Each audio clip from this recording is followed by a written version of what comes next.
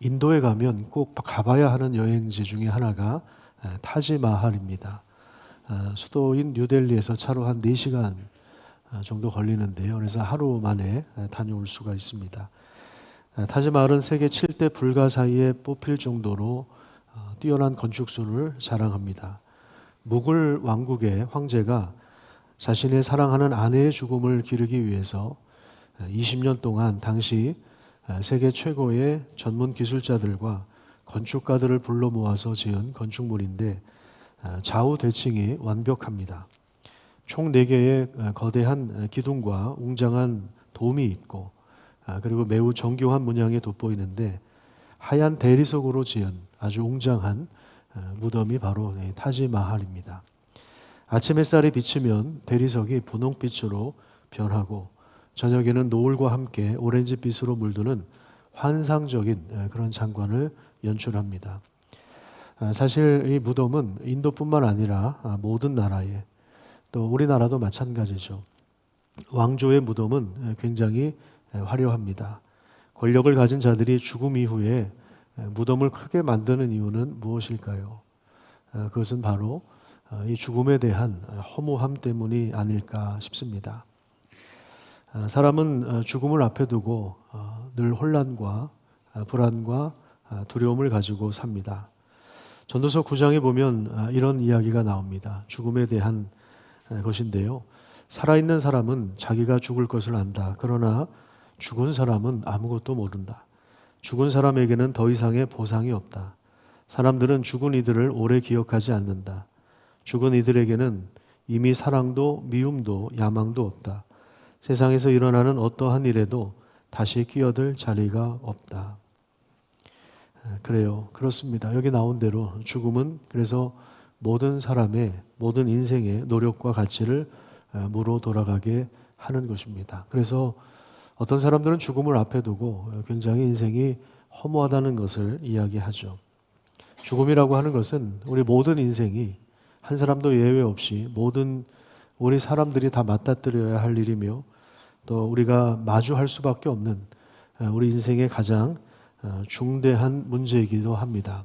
그래서 그런 의미에서 우리가 죽음을 어떻게 생각하느냐, 죽음에 대해서 어떤 입장을 가지고 있느냐, 죽음을 어떻게 해석하느냐, 이것이 사실 우리가 어떻게 사느냐, 우리 인생을 어떻게 살아가느냐에 대한 중요한 방향을 결정하고 있는 것입니다. 우리 그리스도인들은 죽음에 대한 태도가 어떠해야 할까요? 오늘 본문을 통해서 우리가 그 부분들을 함께 확인해 보고자 합니다. 오늘 본문 말씀은 예수님의 무덤에 찾아가서 향품을 발라드리면서 예수님을 사랑하지만 자기가 할 수 있는 마지막 예우를 그 사랑의 마음을 표현하려고 했던 그 여인들의 모습이 나옵니다. 근데 오늘 본문 이야기 전에 아리마대 사람 요셉이라고 하는 사람의 행적이 잠깐 소개되어 있습니다. 이 사람은 당대 부자였고 그리고 선하고 의로운 사람입니다. 그리고 사내들인 공회원이었습니다.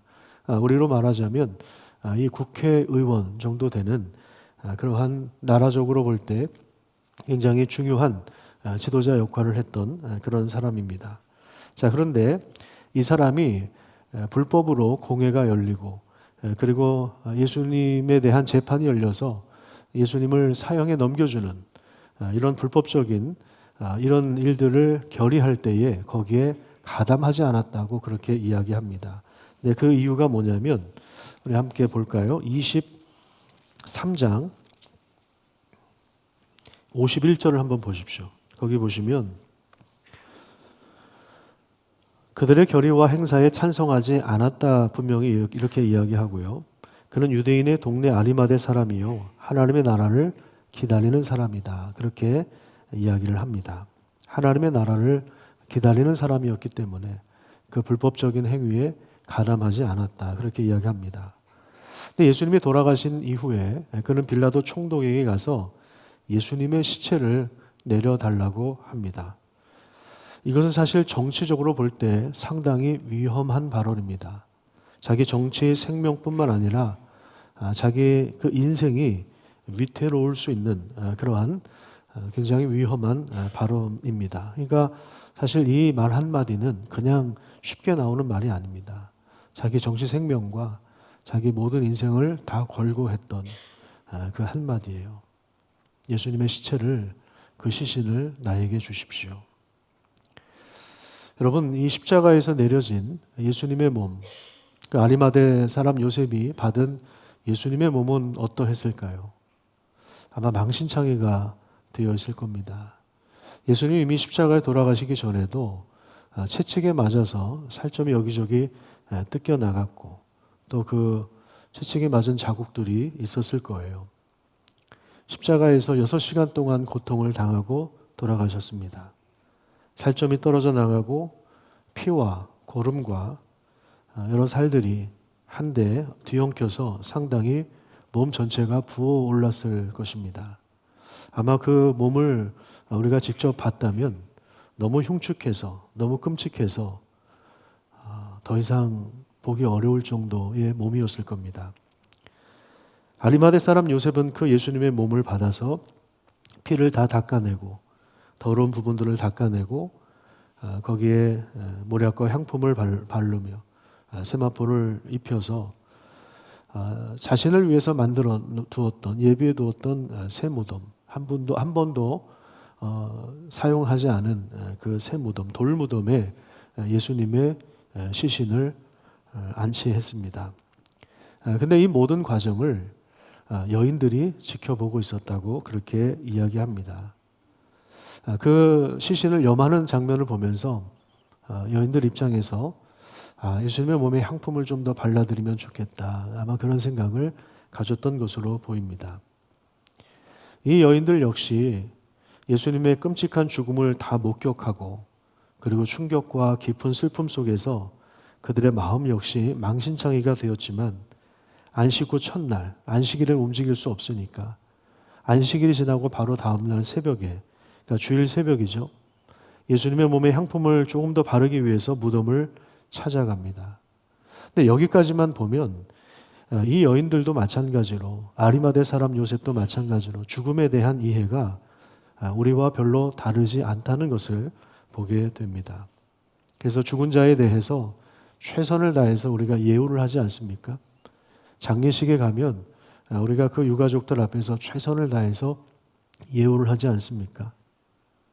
지금 이 여인들도 마찬가지입니다. 우리와 입장이 별반 다를 것이 없습니다. 자, 그런데 이 여인들이 무덤에 찾아갔을 때 정말 놀라운 일이 벌어졌습니다. 그 무덤 앞에 있는 큰 돌이 이미 옮겨져 있었습니다. 그러지 않아도 이 여인들의 입장에서는 좀 걱정이 됐습니다. 이 돌을 어떻게 옮길까? 근데 이미 그 돌이 옮겨져 있는 겁니다. 그래서 무덤에 들어가 보니까 더 놀라운 사실은 무덤이 비어 있는 겁니다. 예수님의 시신이 없어진 것입니다. 그러니까 이 여인들 입장에서 볼 때는 망연자실이죠. 너무 혼란스러웠습니다. 시신까지 없어졌다니. 안 그래도 너무 충격적인 죽음 때문에 그 고통 속에서 이 여인들이 얼마나 애통하면서 예수님을 울면서 따라왔습니까? 끔찍한 죽음을 다 보고 마지막으로 향품이라도 발라드리려고 왔는데 그 시신까지 없어졌으니 이 여인들의 마음이 어떠했겠습니까?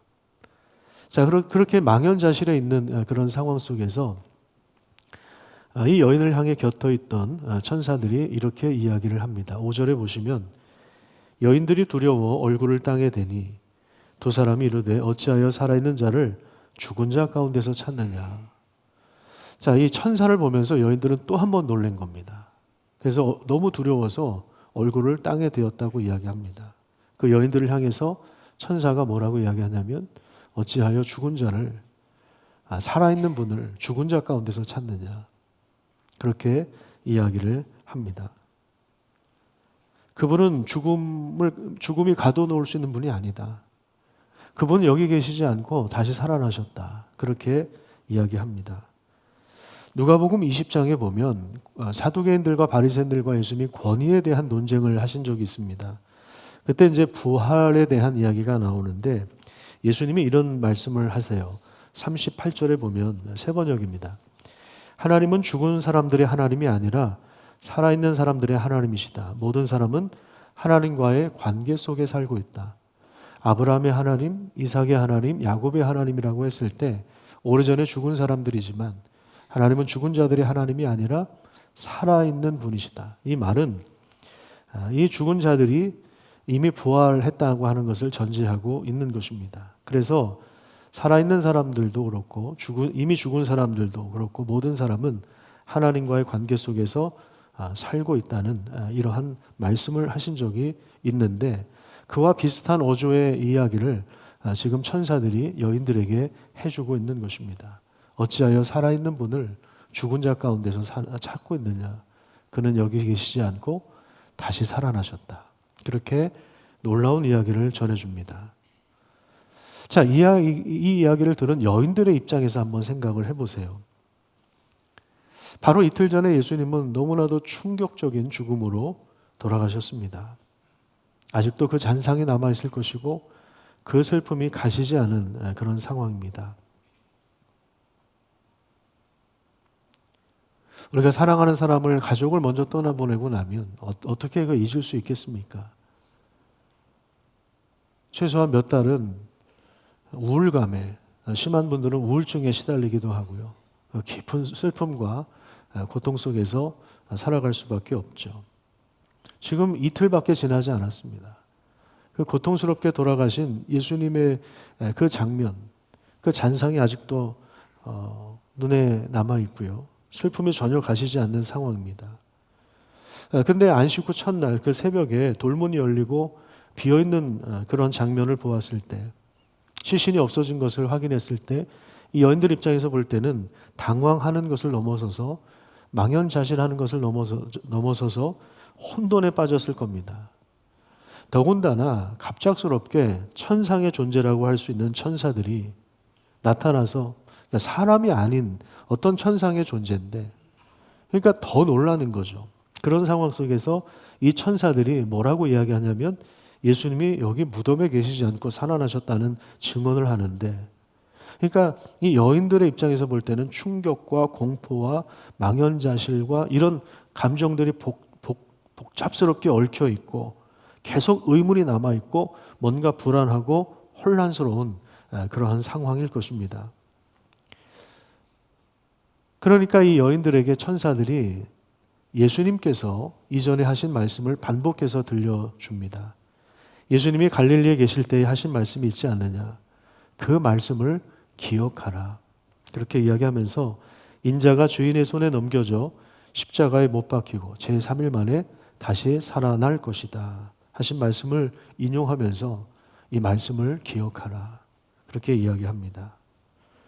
근데 여기에서 이 여인들이 실마리를 잡은 거예요. 어디서 돌파구를 찾았냐면 예수님이 이미 하신 그 말씀을 기억하는 데서 찾게 된 것입니다. 그래서 8절 말씀을 보십시오. 거기 보시면 한번 따라서 볼까요? 그들이 예수의 말씀을 기억하고, 그래요. 예수님의 말씀을 기억하는 것에서 실마리를 찾은 것입니다. 여러분, 우리가 살다가 인생이 어려운 이유가 무엇입니까? 그 이유가 여러 가지가 있겠지만 고난을 당할 때 그 문제를 해석하지 못한다는 것입니다.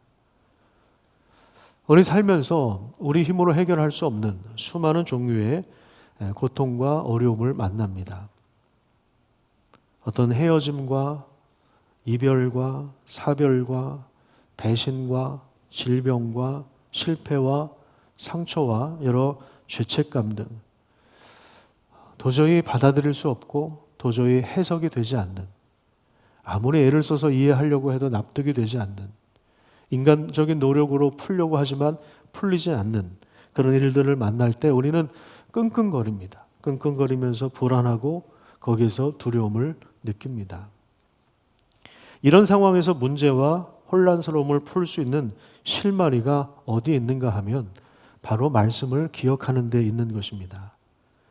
예수님께서 이미 전해주셨던 말씀을 여인들이 기억할 때 여인들은 거기에서 일종의 실마리를 발견한 것입니다. 실마리라고 하는 것은 헝클어진 실의 첫 머리를 말하는 것인데 그 하나를 잡아 끌고 나오면 다 풀리는 거죠. 그래서 그 실마리를 쥐는 것이 굉장히 중요한데 지금 이 여인들이 천사가 한 말을 자세히 들으면서 여기서 실마리를 찾은 거예요. 예수님께서 전에 하셨던 그 말씀에서 실마리를 찾은 것입니다. 여러분, 우리는 예수님 부활하셨다는 걸 이미 지금 알고 이 성경을 보니까 그냥 뭐 당연하게 생각할 수 있지만 아직 예수님의 부활을 목격하지 않은, 근데 시체는 없어지고 혼란스럽고 두렵고 무섭고 이런 상황 속에서 예수님의 말씀을 기억하라고 하는 천사의 그 이야기를 들으면서 그래 맞아, 과거에 예수님 이런 말씀을 하셨지. 그게 이제 실마리가 된 것입니다. 이 실마리를 찾아서 이 여인들이 어떻게 하냐면 제자들에게 이 소식을 알려주는 것입니다. 무덤이 비어 있었고, 근데 천사들이 우리에게 이런 이야기를 했다는 것입니다. 아마 여인들도 다 믿지는 못했을 것이고 그냥 반신반의하면서 아마 제자들에게 이 소식을 알려주었을 겁니다. 그럴 수도 있겠다. 예수님이 그렇게 말씀하셨는데 정말 그렇게 된 거 아닌가? 아마 이런 마음으로 제자들에게 이 소식을 전해주었을 겁니다. 그런데 제자들의 반응이 어떠했습니까? 11절을 한번 보십시오. 거기 보시면 사도들은 그들의 말이 허탄한 듯이 들려서 믿지 않았다. 그렇게 이야기합니다. 그런데요, 여러분, 이게 그 사람들 뿐이겠습니까? 우리도 마찬가지죠. 많은 현대인들도 모든 이들이 사실 예수님의 부활을 믿지 않습니다. 꾸며낸 이야기 아니야? 허탄한 이야기 아니야? 그러면서 정말 믿지 않아요. 믿지 않고 살아갑니다. 이건 전혀 받아들일 수 없는 이야기죠. 이해할 수 없는 이야기죠. 인간의 이성으로, 경험과 지식으로 어떻게 이걸 풀 수 있겠습니까? 박사학위를 가지고 있다고 해서 그 지식으로 이걸 풀 수 있습니까? 도저히 이거는 받아들일 수 없는, 인간의 이성으로는 이해할 수 없는 일이죠. 그런데 베드로만이 다시 무덤에 달려갑니다. 여인들이 봤던 그 장면을 동일하게 봅니다. 누가는 기록하고 있지 않지만 요한복음에서는 베드로와 요한이 함께 달려갔다. 그렇게 이야기합니다. 누가 먼저 달려갔을까요? 베드로가 먼저 도착했을까요? 요한이 먼저 도착했을까요? 요한이 먼저 달려갔습니다. 그러니까 베드로보다 요한이 더 달리기가 빨랐던 것으로 보입니다. 별로 그렇게 중요한 건 아닙니다. 아무튼 베드로와 요한이 가서 무덤을 확인합니다. 근데 여전히 부활을 믿지 못하고 그냥 이 된 일을 그냥 놀랍게 여기는 정도였습니다. 여러분, 우리는 삶이 힘들고 어려우면 기적이 일어났으면 좋겠다. 내 인생에 기적이 일어났으면 좋겠다. 뭐 로또가 당첨이 되든지 좀 뭔가 대박이 났으면 좋겠다. 기적을 꿈꿉니다. 그런데 우리 인생에 필요한 것은 기적이 아니라 기억입니다. 기억하는 것입니다. 우리 주님이 하신 말씀을 기억하는 것입니다. 기억한다고 하는 말은 그냥 단지 떠올리는 정도가 아닙니다. 기억한다고 하는 것은 과거에 주신 그 말씀을 가지고 지금 일어나고 있는 사건들을 해석하고 이해하고 통찰해 가는 것입니다. 통찰이라고 하는 것은 사물의 본질을 꿰뚫어 본다, 이런 말이죠. 그러니까 현재 일어나고 있는 일들이 인간적으로는 해석이 되지 않는데 하나님께서 주신 그 말씀에 비추어서 그 문제의 본질을 파악해 내는 것입니다. 자녀들의 문제일 수도 있고요. 직장의 문제일 수도 있고요. 질병의 문제일 수도 있고 진로의 문제일 수도 있습니다.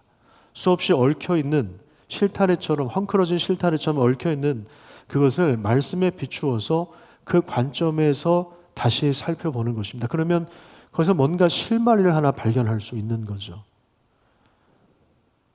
제자들은 여전히 충격과 공포 안에서 살고 있었습니다. 지금 한 2, 3일 정도 이렇게 지났어요. 그동안에 사실 예수님을 따라오지 않았습니까? 어떤 사람은 직업을 버리고 따라왔고, 어떤 사람은 가족을 내려놓고 따라왔습니다. 주님의 제자로 3년 동안 주님의 말씀을 들었고 주님이 가시는 그 길을 함께 갔습니다. 예루살렘을 향하는 여정을, 갈릴리에서부터 예루살렘으로 향하는 그 여정을 함께 했습니다. 그런데 예수님께서 전혀 자기들이 생각하지 못한 그런 방향대로 흘러와서 고난을 당하고 십자가에 죽는 그런 사건이 벌어졌습니다. 그러니까 구심점이 없어진 거죠. 이 제자 공동체 입장에서는 구심점이 없어진 겁니다. 그러니까 어떻게 됩니까? 이 공동체는 분열되겠죠. 균열이 일어났겠죠.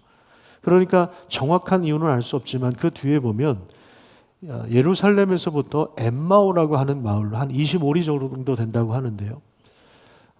엠마오라고 하는 그 마을로 떠나는 두 제자가 있었습니다. 그런데 그 여정에 부활하신 주님께서 나타나셔서 함께 하십니다. 근데 이 사람들이 못 알아봐요. 부활하신 예수님 못 알아봅니다. 예수님은 길을 걸어가면서 최근에 일어난 일들을 토대로 혼란스러워하는 제자들에게 성경을 풀어서 다시 자세하게 설명해 주셨습니다. 누가복음 24장 27절 한번 보십시오. 27절에 보시면 예수님께서 그 길에서 모세와 모든 선지자의 글로 시작하여 모든 성경, 그러니까 구약 성경을 말하는 거겠죠. 구약 성경에 쓴 바 자기에 관한 것을 자세히 설명하시니라 이렇게 말씀하고 있습니다. 무슨 얘기입니까? 구약 성경이 누구에 대한 이야기라고요? 바로 예수님에 대한 이야기인데 그 예수님께서 직접 그것을 풀어서 설명해 주신 것입니다. 나중에 이분이 예수님이라는 사실을 알게 되는데 근데 그때 예수님은 또 보이지 않았습니다. 그래서 이 사람들이 뭐라고 이야기를 하냐면 길에서 우리에게 말씀하시고 성경을 풀어주실 때에 우리의 마음이 뜨겁지 아니하더냐라고 하는 고백을 합니다. 여기서 마음이 뜨겁다라고 하는 것은요, 내 안에서 나오는 열심을 말하는 것이 아닙니다. 여러분 박수를 많이 쳐보세요. 한번 쳐보세요. 네, 그러면은 뜨거워집니다. 그렇죠? 여기서 열이 납니다. 그 뜨거움이 아니에요. 내가 막 열심을 부려서 뜨겁고 이게 아니에요. 여기서 마음이 뜨겁지 않더냐라고 하는 건 뭐냐면 성경이 해석되는 거예요. 성경이 해석되면서 성경의 의미가 살아 움직이는 실체로 경험이 되기 시작합니다. 그 말씀이 자기 인생에 들어올 때 뜨거워지는 겁니다. 이게 누구의 역사냐면 성령의 역사입니다. 그래서 그 뜨거움은 성령의 역사로 오는 거예요. 성령께서 감동시켜 주시는 것입니다. 이해되게 하시는 것입니다. 상황을 정리해 주시는 것입니다. 그래서 이들은 풀어주시는 말씀을 기억하면서 다시 제자 공동체로 들어갑니다. 예루살렘으로 돌아가서 예수님이 과연 살아나셨다고 증언하고 있습니다. 그런데 여인들의 말에 대해서도 그렇고 지금 이 사람들의 말에 대해서도 그렇고 제자들이 여전히 믿지를 않아요. 받아들이지를 않아요. 그만큼 부활은 그건 인간의 이성으로 받아들일 수 있는 것이 아닙니다. 누구한테 들었다고 해서 이해될 수 있는 것이 아닙니다. 자, 그래서 거기에 모여있는 아마 마가의 다락방으로 추정하고 있는 그 장소인데 거기에 모여있는 그 제자들 가운데 예수님이 직접 말씀하셨어요. 그런데 그들이 여전히 두려워하고 믿지를 못했다고 이야기합니다. 그러니까 예수님께서 손과 발을 보이시고 그래도 반신반의하니까 여기 뭐 먹을 게 없느냐 그러면서 구운 생선을 드십니다. 실제로 부활하신 주님이 손과 발을 보이시고 실제로 드신 겁니다.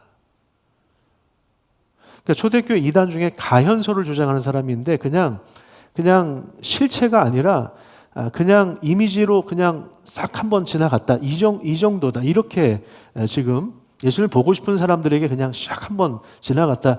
이런 주장을 하는 이단들도 있었는데요. 근데 예수님은 구운 생선을 직접 드셨습니다. 부활의 몸을 입고. 그러니까 아마도 우리도 나중에 부활을 하게 되면 구운 생선도 분명히 먹을 거예요. 당연히 고기도 먹을 거고요. 44절 한번 볼까요? 그리고 나서 예수님이 하신 말씀이 이런 말씀이에요. 같이 한번 읽어보겠습니다. 시작. 또 이르시되 내가 너희와 함께 있을 때에 너희에게 말한 바 곧 모세의 율법과 선지자의 글과 시편의 나를 가리켜 기록된 모든 것이 이루어져야 하리라 한 말이 이것이라. 모세의 율법과 선지자의 글과 시편은 구약 성경 전체이고 구약 성경 전체는 곧 예수님에 관한 글입니다. 구약, 옛 언약이죠. 옛 언약.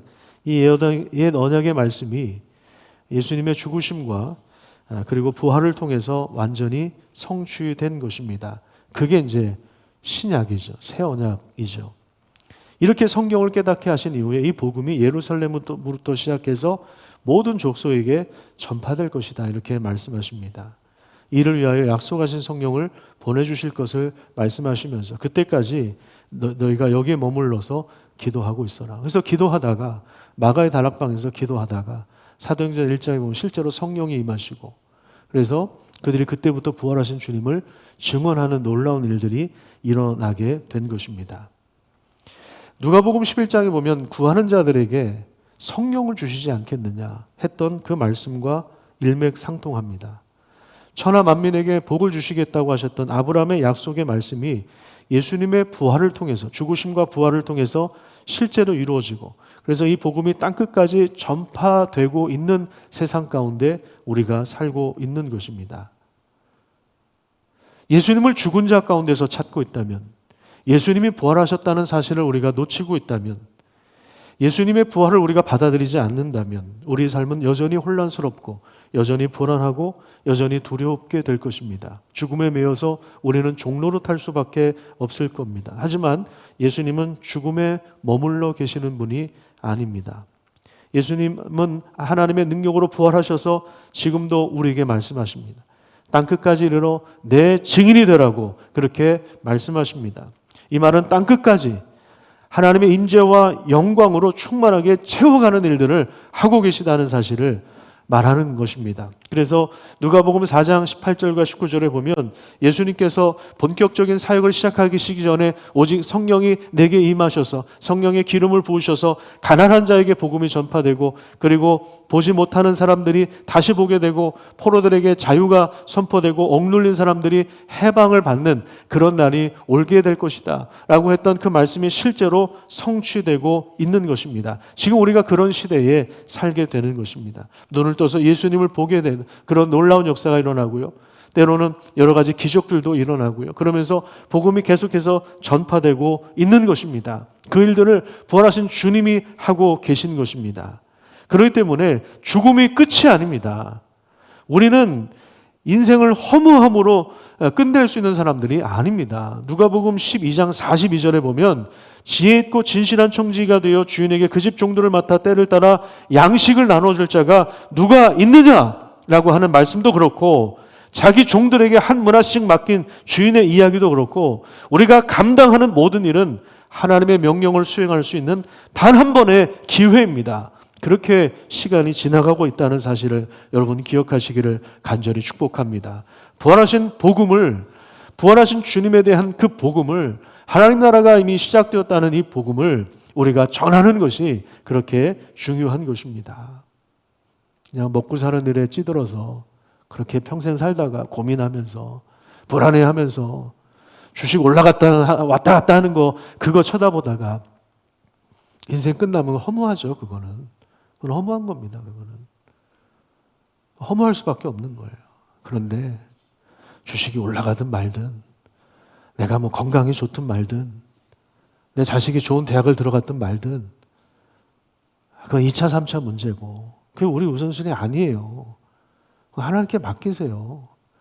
그럼 우리는 복음을 전하는 겁니다. 여러분 관절이 없어지기 전에 복음 전하시길 바랍니다.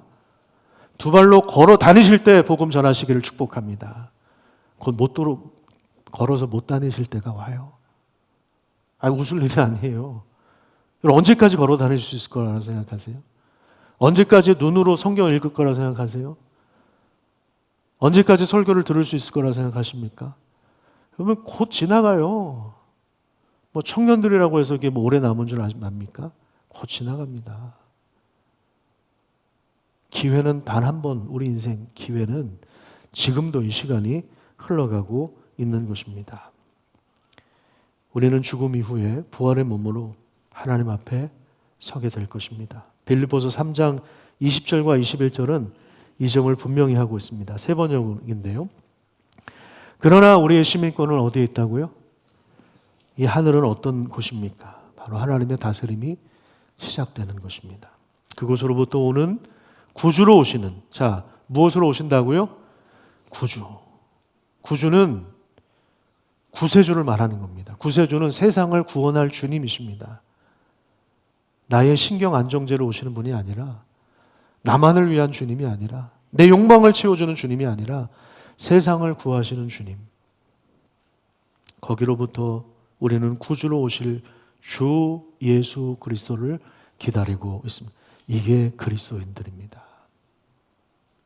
그분을 만물을 복종시킬 수 있는 권능으로 우리의 피천한 몸을 변화시켜서 자기의 영광스러운 몸과 같은 모습이 되게 하실 것입니다. 또한 죄로 인해서 망신창이가 된 이 땅을 회복하셔서 새 하늘과 새 땅이 되게 하실 것입니다. 만물이 회복되는 첫걸음, 그것이 바로 예수님의 부활입니다. 우리가 탄속 음식을 실천하는 이유도 예수님이 다시 오셔서 회복하실 것을 믿기 때문에 그런 것입니다. 우리 주님 부활하셨습니다. 여러분 그 믿음으로 살아가시기를 간절히 축복합니다. 병에 걸릴 수 있습니다.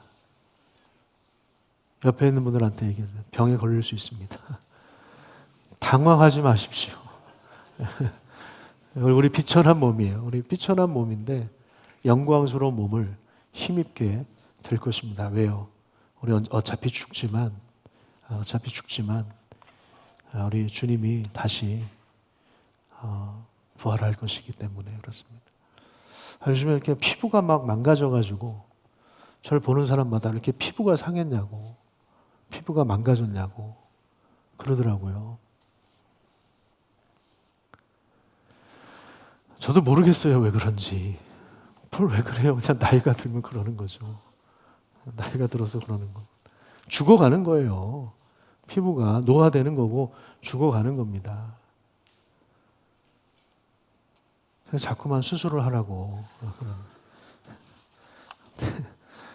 시간이 있어야 수술을 하죠. 언젠가는 해야 되겠죠. 네, 뭐 얼굴만 그래요. 다 그러지. 관절도 닳아버리고 기능들이 쇠약해지고 눈도 침침해지고 기억력도 사라지고. 그래서 요즘에 젊은 친구들도 신방 가보면 30대 40대도 그래요. 목사님 그 단어가 기억이 안 나요. 단어가 기억이 안 나요. 죽어가고 있다는 증거입니다. 하지만 우리에게 부활의 소망이 있습니다. 여러분 그 믿음 가지고 살아가시고 예수님 부활하셨다는 소식을, 여러분 이거보다 위대한 복음이 어디 있습니까?